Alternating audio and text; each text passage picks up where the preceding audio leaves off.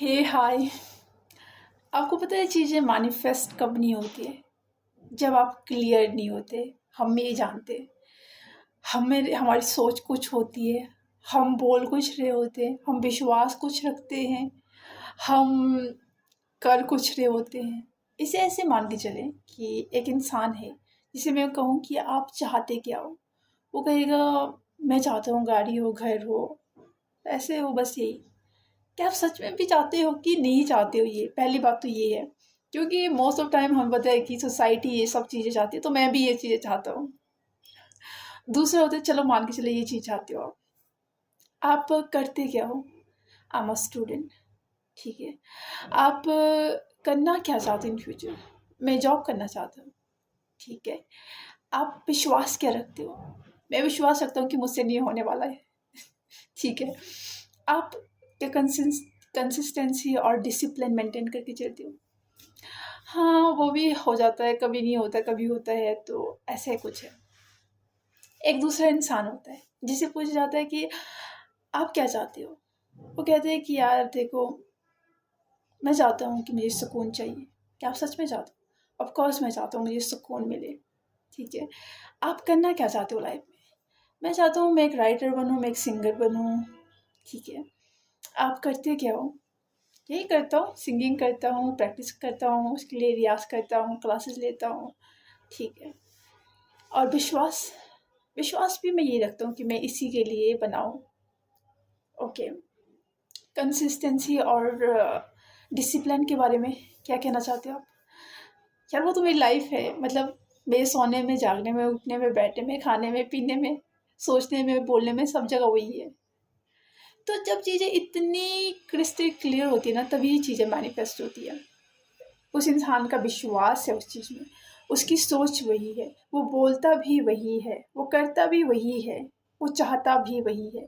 जब ये सारी चीज़ें एक साथ आती है, तब चीज़ें मैनिफेस्ट होती है, तब वो चीज़ क्लियर होती है कि हाँ यही है।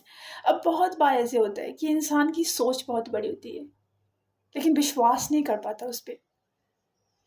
चाहता वो बहुत कुछ है, लेकिन विश्वास नहीं कर पाता उस चीज़ पे, और वो काम नहीं करता है। अब वो लोग कहते हैं कि मैनिफेस्ट नहीं होती है, इसीलिए मैनिफेस्ट नहीं होती है चीज़ें।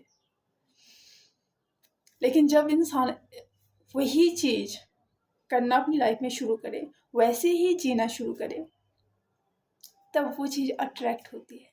सो we clear with that thing. हम बहुत अनअवेयर होते हैं, बहुत ही इग्नोरेंस में जी रहे होते हैं, ओके। और सबसे बड़ी बात ये होती है कि हमें ये तक पता नहीं होता कि हम चाहते क्या है।